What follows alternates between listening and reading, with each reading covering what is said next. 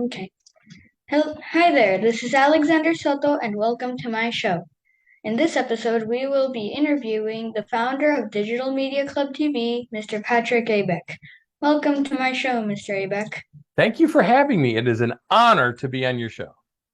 Thank you. So, first off, what is the history of DMC TV? Well, Digital Media Club TV started in November of 2016. And Oh, prior wow. to that, for about 10 years before that, I had a local newspaper in town. And it was just a free publication. And kind of the theme was small business. So, and that started in, oh my gosh, that went back to 2007. And in 2007, this is going way back, newspapers were kind of, they were going to gradually fade out. It was kind of the digital revolution was Yeah. coming at the time. I think Facebook and iPhones were not even created yet.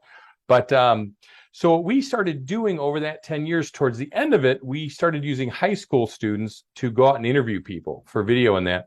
And towards the end of that, we interviewed one of our local TV commentators who had just gotten out of college and got her first job in media at a local TV station. She said, what you guys are doing is kind of like what I did in college, and that was a digital media club. And I said, what's a digital media club?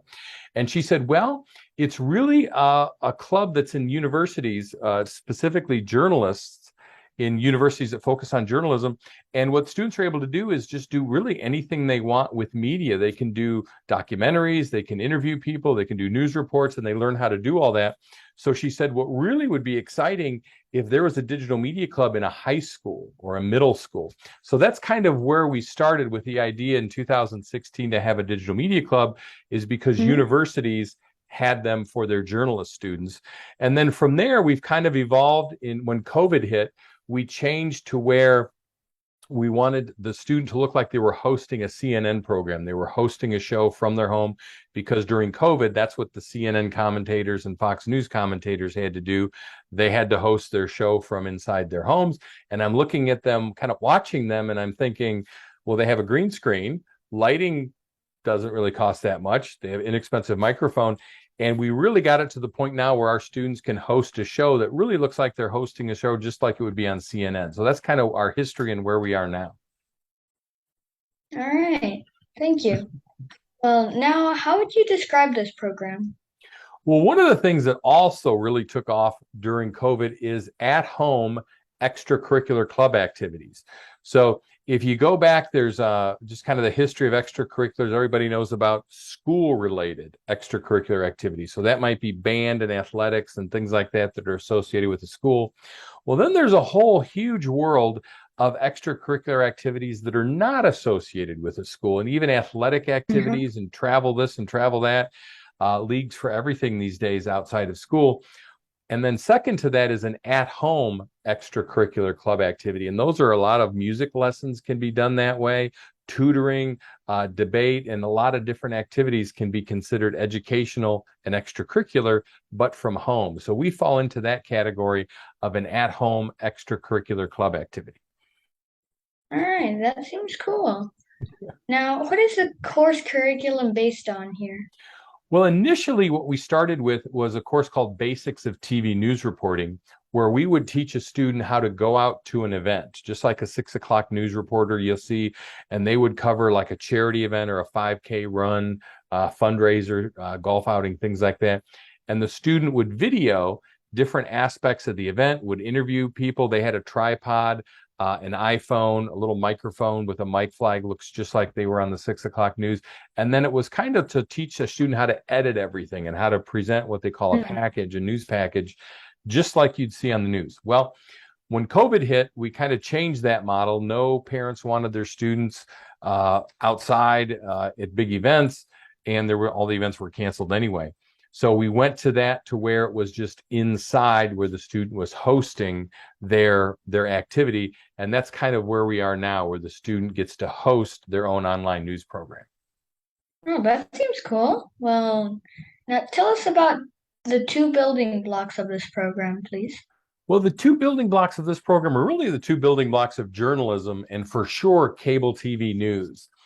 In the news world, you have a lot of people behind the scenes that are writing the stories, writing copy. You have Yeah. thousands and thousands of, if you're a reporter, you want to be put on a media list. So big companies, big organizations, both large and small, have a media list where they send out news reports that are already made up.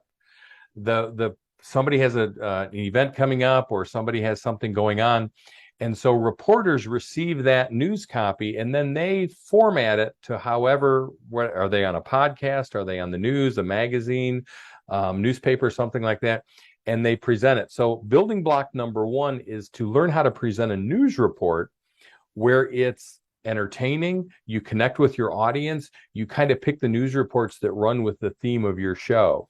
And that's the same as what you would be doing for your show as the host of a CNN show. They're looking for stories, but the stories are really pre-made. And then the images are already made up as well. The second building block is the interview. So every news program on TV is either they kind of blend them together of reading a news report like you did yesterday, and today you're interviewing me for an interview, and you want to have a blend of that. So the second building block is interviews. And what I hope that you're eventually with us is you'll be able to just interview people, invite guests on your show, and we'll help you do that. But learning and interviewing somebody, like if you wanted to be a veterinarian, we could go out and interview 6 veterinarians in your area, and you can talk to people that are actually doing what you might be interested in. So that's our 2 building blocks. Oh, that seems cool. So can you tell us what parents think of this club? You know what? We're constantly kind of doing surveys and getting feedback what we can do to improve this program. And one of the things that parents really love about this program is a student's ability where they get really confident. They're doing something unique that really nobody that they know is doing. A lot of kids have YouTube channels, but those can kind of be goofy. This is something that a child's confidence level really increases, and also their communication skills.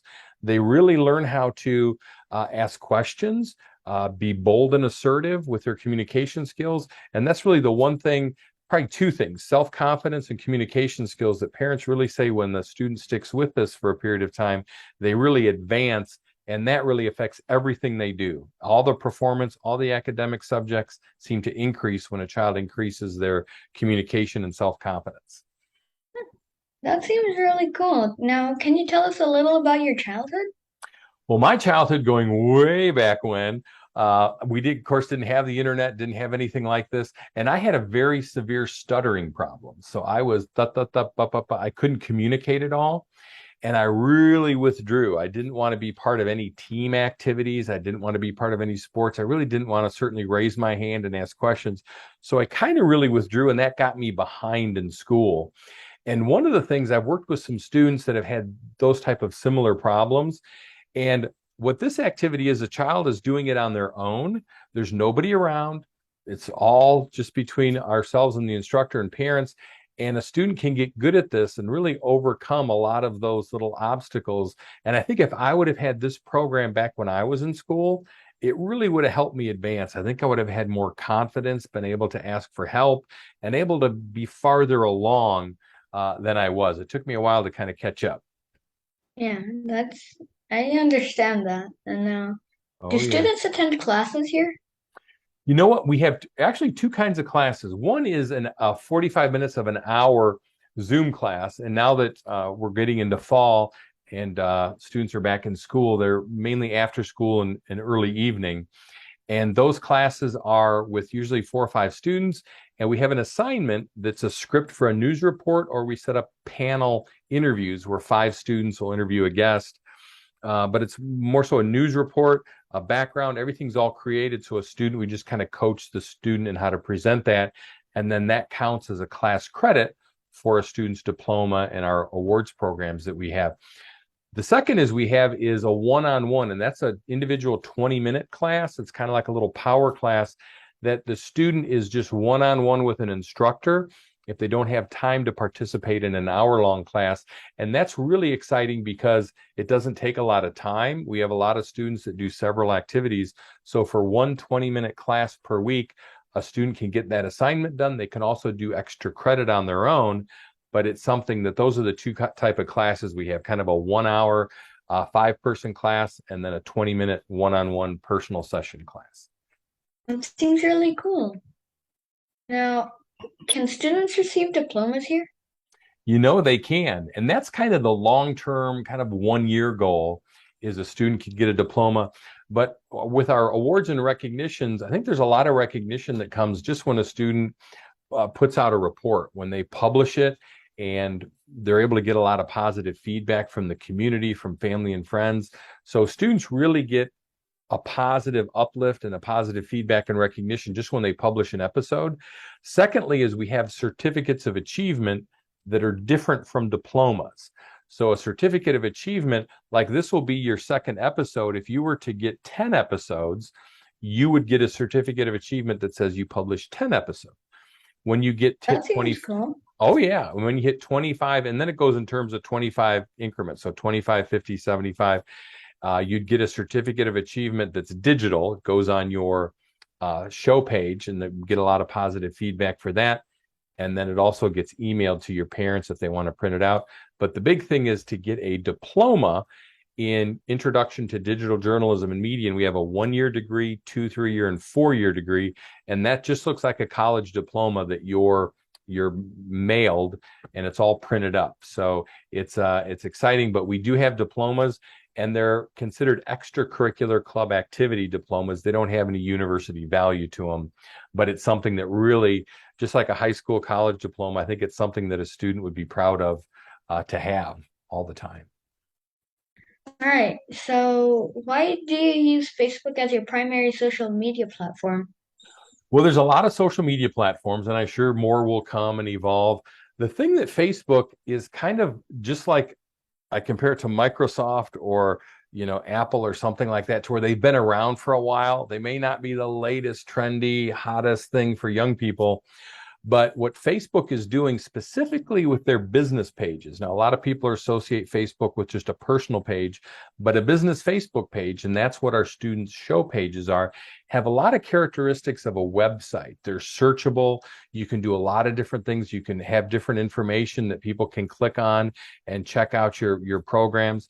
You can publish different series. If a student wants to do a series on local restaurant owners or dentists in the area, they can do these series and just have their Facebook page almost like it's a little Netflix, to where they can produce their own series on different topics. And so that's why we use Facebook. Plus, our audience is 30 to 70-year-olds, mothers, fathers, grandparents as our viewers for these our student programs. So that's just a good, what they call, demographic for this program. And just the ads and ad targeting is very, very effective with Facebook. Oh, that seems cool. So, what is the DMC TV Financial Rewards Program? Well, that's something that if students would like to, a couple things. One is, if they refer friends, if they want to help a friend start a show or refer them, they get $100 for that. And then also students, and this is kind of down the road a little bit, but a student could sell advertising for their program, little advertising packages to local businesses. We can show Hmm. students how to do that. And it's almost just like having a little part-time job where a student could earn some money, but they've got their own little business with a show that they can sell advertising, and we get into that as well. So, That seems really cool. oh yeah. What's the key to a student's news program receiving financial rewards? It's really consistency and then doing some extra credit. So our students will do one class per week that's covered with this program, and they'll have an assignment all prepared. But when a student can really kind of do more, do an extra 1 or 2 assignments per week, we show students how to find events in their area. There's a lot of things like a local zoo, if you're next to a big city, a zoo, a library, a chamber of commerce. There's a lot of activities that are having events all the time. And if a student starts to provide media coverage for these large organizations, and then the organizations start sharing their episodes back to the page, like United Way or a big charity, the student really starts to become well known in their community as someone that covers charity events. And then what that happens is you can get more advertisers, you can get more students that are interested in this, and it kind of, the whole thing kind of starts to explode if a student will also do some extra credit assignments on their own. So that's the key to that. Hmm, really cool. What did what do students learn from this program? I think students really learn how to do, first of all, they're doing an adult activity. So a lot of times YouTube channels, kids can do fun stuff or kid stuff, things like that. But they're doing something that is valuable to the community as a whole, valuable to the organizations that we report on.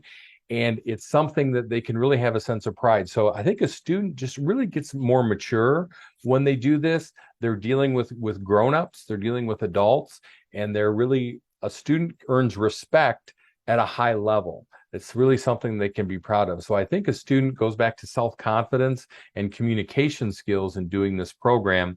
And we've been doing this for 6 years. I've had hundreds of students, and that's kind of a recurring theme that we hear. Really cool. What's the tuition cost for this program? Well, one of the things that we wanted to make it affordable that we compared to like getting private music lessons or any one-on-one instructions for, a musical instrument from home, that type of thing. I've had people say that they have spent, $3,000 for 6 months of private lessons or tutoring. And what we wanted to have is this affordable. So our tuition for students is $149 a month, and that's month to month. And sometimes students will pause it if they get a lot of activities going on, and then they can pick it up. But it's something that we wanted this affordable, and then it's just put on a recurring payment plan with like a Visa, MasterCard, American Express. But that's the tuition. And it's kind of, if you check things out, right in line with other at-home extracurricular club activities. Really cool. What is the DMC TV tryout and admissions process? Well, that's something that right now you're in the middle of. So what we want to do is we have about 50 students apply to this program every month, and we end up accepting 5. And what we find out in the tryout process, if a student's really excited about this, or if they're kind of like, hey, we want students that are really excited, that kind of see this opportunity and do this process and just like, wow, I'd love to have my own show. I'd love to do what you're talking about. So what we do is the initial is what you did yesterday, and that's a news report on a national charity. Then we do an interview like this to get students familiar with the program, as well as show a student of what you can learn by interviewing somebody. And this program, or this interview, also shares with family and friends and parents on what our program's all about.